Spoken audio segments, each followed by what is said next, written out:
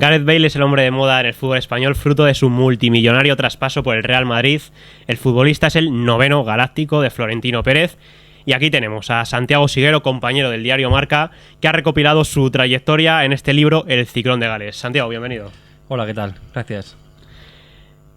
Lo primero de todo, ¿es ventajista, como estamos oyendo desde que prácticamente puso un pie en Madrid, criticar el alto traspaso, el alto precio de Gareth Bale por un futbolista que realmente no lo conocíamos mucho, fruto de que viene de un equipo como el Tottenham, o que el Madrid sea consciente de este tipo de operaciones, que hace ventajista criticarlo, o bueno, se enmarca dentro de la vida que tenemos? Yo creo que es lógico, porque evidentemente el precio que se pagó por él es muy alto. El ventajismo aquí va por barrios y depende de quién ficha a quién y en qué momento se haga.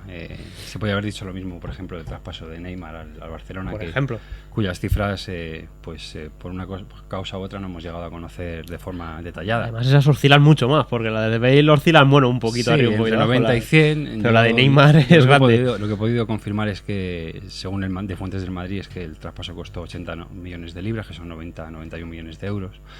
Y evidentemente, en los tiempos de crisis en los que estamos, es una cifra que llama muchísimo la atención, y sobre todo teniendo en cuenta que se trata de un jugador que no llegó al Madrid como Cristiano Ronaldo, que llegó del Manchester United siendo Balón de Oro, campeón de Europa, 3 veces campeón de la Premier, sino que llega de un equipo de la clase media alta del fútbol inglés, después de haber hecho una temporada a nivel individual absolutamente espectacular, pero sin estar avalado por los premios colectivos que en el caso de Cristiano Ronaldo sí parecían justificar aquella millonada que se pagó por él, ¿no? Ventajismo sí, pero es lo que hay. A él le toca demostrar sobre el terreno de juego que lo que se pagó por él es el precio justo. Uh-huh. Y tú, que te mueves en ese mundo, ¿entiendes que Florentino Pérez sea capaz de decir que ha sido barato? Me cuesta entenderlo. Puedo llegar a entender el razonamiento que le lleva a hacer tal afirmación, ¿no? Yo creo que es un jugador que, aparte de sus virtudes futbolísticas, puede ayudar al club a posicionarse en mercados en los que no estaba hasta ahora muy presentes, y que desde hace tiempo el partido del fútbol mundial no se juega solo en los terrenos de juego, sino que se juega también en los despachos, en las oficinas de marketing, en las emisoras de televisión. Es decir, el pastel se reparte entre muchos actores diferentes, y creo que en ese sentido Gareth Bale sí puede ayudar al Madrid a adquirir una dimensión mayor que la que todavía tiene, que no olvidemos que es el club más rico del mundo por delante del Manchester United, cosa que hace 7-8 años parecía totalmente impensable. De otra manera, me cuesta más creer que Kaká es un futbolista amortizado, por ejemplo. En el caso de Kaká, que también lo dice. Por eso lo digo. Me cuesta más creer lo de Kaká que lo de Bale, que de momento tiene todo el tiempo del mundo por delante para demostrar lo que vale. Uh-huh. ¿En qué momento tienes noticias de este jugador por primera vez? Del que al final te has acabado convirtiendo en biógrafo, pero bueno, ¿tú cuándo es la primera vez que el nombre de Gareth Bale le suena a Santiago Siguero? Vamos a ver, yo soy un poco loco del fútbol, como yo creo que todos los que trabajamos en este deporte. Uh-huh. Y para desgracia de mi mujer y de mi hijo, pues los fines de semana me gusta ver bastantes partidos de ligas extranjeras. Entonces le sigo desde hace 4 o 5 años, aunque su explosión brutal y determinante fue en un partido de Champions contra el Inter de Milán en 2010. Un partido en San Siro en el que el Tottenham me iba perdiendo 4-0, y en la segunda parte él marcó 3 goles y estuvo a punto de darle la vuelta él solo prácticamente al partido, ¿no? Con 2 jugadas, además. 2 jugadas calcadas casi desde su campo, con 2 definiciones absolutamente espectaculares, y luego otro último gol también con la izquierda, una jugada no individual suya, pero con otro buen remate, y es cuando se pone un poco en el mapa y cuando se le empieza a seguir, aunque de todas maneras yo creo que su gran explosión fue la temporada pasada a las órdenes de Villas-Boas, cuando abandonó la banda izquierda, pasó a jugar mayoritariamente a pierna cambiada por banda derecha, como creo que va a jugar en el Real Madrid, o en ocasiones incluso como segundo delantero, ¿no? El año pasado, con espacios, como se juega en Inglaterra, en partidos de tú a tú, fue un jugador prácticamente imparable y metió nada menos que 26 goles. Uh-huh. Y a la hora de recopilar su trayectoria, mientras escribías este libro, ¿qué es lo que más te ha llamado la atención? Me llama la atención, hombre, muchas cosas, entre otras que tuvo una carrera al principio muy marcada por las lesiones. ¿Sí? Tuvo problemas de crecimiento, que parece mentira viendo el tallo que el porte que tiene ahora, sí. La planta de futbolista que tiene. Cuando estaba en el Southampton, en la academia del Southampton, tuvo problemas de crecimiento, tenía problemas de espalda, y estuvo a punto de dejar el Southampton y de casi dejar el fútbol porque bueno, los problemas de crecimiento que tuvo no le dejaban crecer.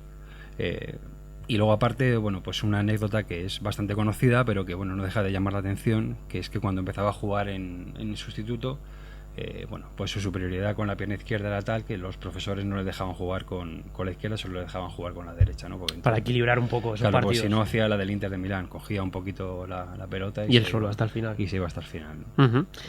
Me has hablado de las lesiones que ha sufrido y luego, bueno, ya en el resto de su carrera profesional es cierto, también ha sufrido alguna que otra y alguna de ellas grave, además. Sí, las cuentas en este libro. Graves, sí. ¿Crees que hay motivos para pensar que puede ser un nuevo Woodgate? Hombre, no, esperemos que no. Casi todas las lesiones que ha tenido han sido por traumatismos. De hecho, creo que las tres más graves que ha tenido ha sido por traumatismos, por entradas de rivales. Una de ellas se la causó Jeremy, el jugador del Real Madrid. Y luego han sido también malas recuperaciones. En una ocasión, bueno, fue operado de rodilla, se precipitó en los plazos de vuelta para reaparecer y luego tuvo que ser intervenido otra vez. Le pusieron un clavo en la articulación y bueno, tardó más de lo previsto en reaparecer y en volver a jugar. Pero yo creo que casi todas las lesiones que tiene son de origen son por traumatismo y no son de origen muscular, como sería el caso de Woodgate, del que también hablo en el libro, cuyo paso por el Madrid la verdad es que fue un auténtico calvario. Exacto. ¿Le has visto jugar antes de llegar al Madrid en Inglaterra, como bien me comentabas al principio? Al Madrid le sigues habitualmente. ¿En qué gana el Madrid con su fichaje? ¿En qué hace mejor Bale a este Real Madrid? Yo creo que es un jugador perfecto para jugar como jugaba el Madrid la temporada pasada o la temporada anterior. Es un jugador perfecto para jugar a la contra. O sea, le podría haber venido mejor a Mourinho en todo caso. De hecho, el que pide a Bale para el Madrid, el que insiste, el que se pone pesado con Bale, es Mourinho, justamente después de aquel partido contra el Inter de Milán, que fue su Inter de Milán, el que hizo campeón de Europa. Y después de verle pues destrozar a Maicon, que es un jugador al que todos sabemos que mejor lateral derecho, decían. Que Mourinho tiene en muy alta estima, pues Mourinho pidió de forma reiterada su fichaje para el Madrid. ¿Dónde creo que acabará jugando? Me imagino que, como ya se ha visto en algún partido, por banda derecha, a pierna cambiada, porque la izquierda es de Cristiano, aunque también, como se ha visto, intercambian la banda con bastante regularidad. Y yo creo que puede hacerlo bien en la posición de media punta o de segundo delantero. Creo que jugando por detrás de Benzema o incluso en ocasiones y por delante del propio Benzema, que para mí tiene más características de 10 que de 9. ¿Y para el estilo que Ancelotti quiere implantar en el Real Madrid se ajusta? Es que habría que ver cuál es el estilo que Ancelotti quiere. Que todavía nos tiene un poco confundidos, claro, ¿verdad? Nos tiene un poquito confundidos. Más en partidos como el de ayer contra Elche. Nos tiene todavía un poquito confundidos. Hombre, yo creo que todos los jugadores buenos valen para el Madrid. Sobre todo puede aportar una cosa de la que el equipo carece, de la que muchos equipos carecen, que es disparos de fuera del área. Yo creo que en partidos, por ejemplo, como el de ayer, entre defensas cerradas, él tiene habilidad y pues, sobre todo más potencia que habilidad para hacerse espacio desde la banda derecha, para avanzar en diagonal hacia adentro y para armar la zurda, que tiene un cañón en la pierna izquierda. Y yo creo que es una buena forma de abrir defensas, aunque yo repito que su máxima expresión como jugador se puede ver en un equipo jugando a la contra. Uh-huh. Sufragar la mitad del traspaso de Bale con lo que ha costado con el dinero de Özil es una buena operación. Conseguir la mitad de lo que ha costado a cambio de perder al alemán, ¿lo calificas de buena operación? No, yo no ligaría las dos operaciones. Creo que la venta de Özil por sí sola es una mala operación para el Madrid, porque así como Bale es un jugador único, yo creo que el único jugador que se parecería un poco a él sería Cristiano Ronaldo, aunque jugando por otra banda y con otras condiciones. Yo creo que Özil es un jugador absolutamente único en el fútbol europeo y mundial. El único jugador que podría asemejarse un poco es quizá Andrés Iniesta, pero lo que Özil ha hecho en los últimos años en el Real Madrid ha sido, para mí, en muchos partidos, sobre todo en partidos importantes contra el Barcelona, retener la pelota, esperar a que el equipo saliera para armar los ataques, para mí ha sido espectacular. No creo que Özil valga el doble que Bale. No creo que valga 90 millones y Özil 50. Bueno, en todo caso, estamos hablando hoy de un fichaje que se puede decir que ha sido todo un culebrón hasta que finalmente, bueno, como nos tiene acostumbrados Florentino Pérez, hasta que desde que se muestra el interés del Real Madrid hasta que finalmente llega a la capital de España. Precisamente por eso te quería preguntar, porque bueno, cuando uno coge las portadas del diario Marca de junio, julio, agosto, pues si podemos contar 90 días, prácticamente en 40 hemos podido ver a Bale en la portada. Sí, muchas veces la gente nos critica por eso, porque dice, bueno, unas veces decís una cosa y otra veces decís otra. Es que evidentemente la realidad va cambiando. De hecho... Por eso a veces es difícil atinar en los fichajes por eso mismo, ¿no? Hombre, en este caso yo creo que en el fichaje en sí, en la contratación de Bale, yo creo que no era difícil atinar. Lo que es difícil es ir narrando las circunstancias de la negociación según se van produciendo, ¿no? Porque en el libro lo cuento, había días que parecía que estaba hecho y había días que parecía que se iba al traste. De hecho, hace poco el agente de Bale, Jonathan Barnett, concedido una entrevista a La Sexta, creo, en la que él mismo admite que hubo un momento que las negociaciones estuvieron a punto de romperse. Estuvieron a punto de romperse pese a que el acuerdo estaba prácticamente cerrado desde principios de verano con el jugador y casi con el Tottenham, ¿no? El Tottenham lo que ha hecho es bueno, pues apretar para intentar sacar lo máximo posible, está en su derecho, es lícito. De paso le ha fastidiado un poco la pretemporada al jugador, que es algo que ya hizo la temporada pasada con Luka Modric y que ahora está pagando lógicamente el Madrid. Pero bueno, yo creo que es lícito por parte del Tottenham y el Madrid pues ha estado intentando llevarlo a buen puerto sin esperar hasta el último día, pero muchas veces las circunstancias de las negociaciones son las que son y ni nos ha podido cerrar antes. Bueno, por lo menos no ha habido que esperar tanto como el año de Ronaldo, que fueron unos minutos antes del sobre la mercado, ¿no? Por lo menos hubo 24 horas de margen. Lo que llama la atención, Santiago, es que con lo duro que ha sido negociante, qué duro negociador es Levy, el presidente del Tottenham, luego tanto Florentino Pérez como el propio jugador le han dado las gracias. Encima de eso ha llegado 100 millones, de casi 100 millones de euros por él. Sí, y además hablan del Tottenham como un club amigo, no sé, con amigos así, yo no sé si hace falta muchos enemigos, la verdad. Hombre, yo creo que forma parte del protocolo y bueno, es un poco como los partidos de tenis, ¿no? Cuando acaba el partido de tenis y por muy mal que te hayas llevado con el rival y por mucho que cuando acaban las finales, quiero decir, ¿no? Que siempre lo primero que se hace es felicitar al rival. Bueno, pues yo creo que es un poco también el protocolo de este tipo de operaciones. Sí, le dieron las gracias, pero yo creo que el desenlace de la operación estaba cantado y ambas partes estaban condenadas a entenderse, porque entre otras cosas Bale solo quería jugar en el Madrid. Ese es el problema que tenía el Tottenham, que aunque ha habido ofertas de otros clubes, en Marca develamos una del PSG por 100 millones de euros y una ficha bastante superior para el jugador de la que le ofrece el Madrid. El jugador, bueno, solo quería jugar en el Madrid porque resulta que desde pequeñito era del Madrid, ¿no? Te iba a comentar eso. El día de la presentación, todos los asistentes pudieron ver una foto, bueno, de Gareth Bale niño con una de las camisetas del Real Madrid de la época. Sí, no es extraño que... Es un golpe de efecto, no es extraño que esas cosas pasen. Hay que tener en cuenta que Bale es de Gales, ahí no hay equipos de fútbol de gran potencia.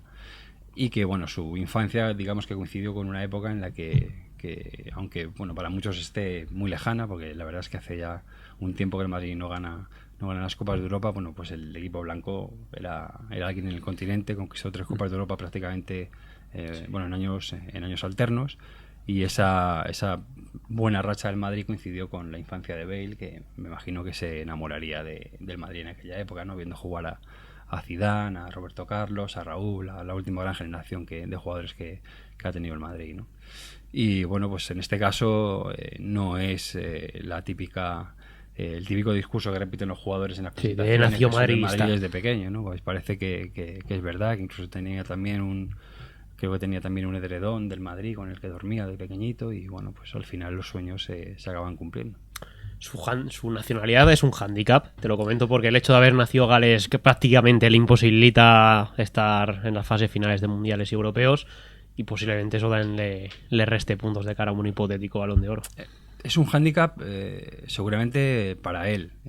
Yo creo que él tuvo de hecho la oportunidad porque su abuela era inglesa y tuvo la oportunidad de elegir a qué selección quería defender. Lo que pasa es que, bueno, según contamos en el libro, la Federación Inglesa no insistió lo suficiente. Y él, bueno, pues eligió defender a País de Gales porque, entre otras cosas, su ídolo era Ryan Giggs, ¿no? Para él es un hándicap porque no ha estado en ninguna fase final de ningún gran torneo y seguramente no va a estar en ninguna Lo fase tiene final difícil. de ningún gran torneo, porque Gales solo ha estado en Suecia 58, en la fase final de Suecia 58, y desde entonces no ha vuelto a estar en ninguna fase final. Por otro lado, este problema tiene una lectura positiva, sobre todo para el Madrid, que va a tener al jugador descansado durante todo el tiempo que dure su estancia en el club, porque no va a tener veranos Grandes compromisos tan caóticos como los que tienen el resto de internacionales. Más allá de como autor de este libro de Gareth Bale, sino como periodista de Marca, también quería preguntarte cómo ha sido la huella que ha dejado José Mourinho entre la prensa española. Pues yo creo que ha polarizado mucho las opiniones. Yo creo que es un personaje que no ha dejado indiferente a nadie. Ha habido grandes defensores de él, grandes detractores. Yo creo que más detractores que defensores. Yo creo que su huella todavía sigue presente, aunque él esté en Londres. Creo que es una huella que no solo es entre la prensa deportiva, sino también entre los aficionados, entre los propios aficionados del Madrid. Hay muchos aficionados del Madrid que se definen como mouriñistas antes que como madridistas, y yo creo que eso es un error, porque hay que pasar página. Mientras está en tu club, pues es tu entrenador, pero cuando deja de estar en tu club, quién sabe si mañana no será su enemigo, ¿no? El fútbol da muchas vueltas. Es un personaje, no sé, se le ha calificado de muchas formas, para muchos nocivo, pero yo creo que llegó al Madrid en un momento en el que el Madrid necesitaba un arreón, que alguien le cogiera por los hombros y le sacudiera, porque el dominio del Barça estaba empezando a ser demasiado aplastante sobre el Madrid a todos los niveles. Y llegó él, y aunque no pudo culminar su obra, porque la culminación hubiera sido la conquista de la Champions, de la cual se quedó bastante cerca, por mucho que sus críticos se empeñen en no reconocerle ese mérito. Bueno, pues yo creo que ese arreón, ese agarrón por los hombros al Madrid, yo creo que sí se lo dio. Y llegados a este punto y hablando de José Mourinho, del paso que ha tenido por nuestro país, ¿entiendes que ha habido ahí una ruptura entre una gran parte de la afición que a su vez ha provocado que muchos madridistas se declaren muy descontentos con la línea editorial de periódicos de la prensa de Madrid, como puede ser el propio Marca?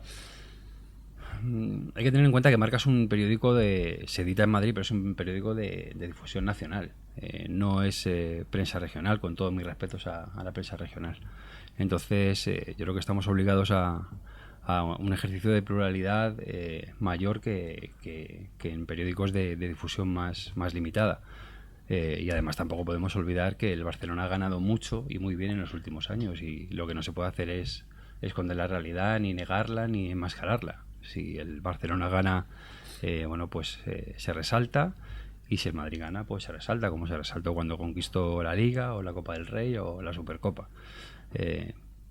Entiendo que hay gente que quizá piense que la prensa que se edita en Madrid debería estar tan cerca de cerrar del equipo filas, de su por así ciudad, decirlo, ¿no? como la prensa de Barcelona, pero repito, la prensa de Madrid se edita en Madrid, pero es de difusión nacional, y tenemos que respetar la pluralidad de gustos y de opinión. Quizá el propio Mourinho en su día, cuando llegó, también se pensaba, ¿no?, que la prensa de Madrid cerraría filas como hace la de Barcelona con Barcelona. Claro, su experiencia con la prensa española era la que tenía de su etapa en Barcelona. Ahí, en la ciudad condal.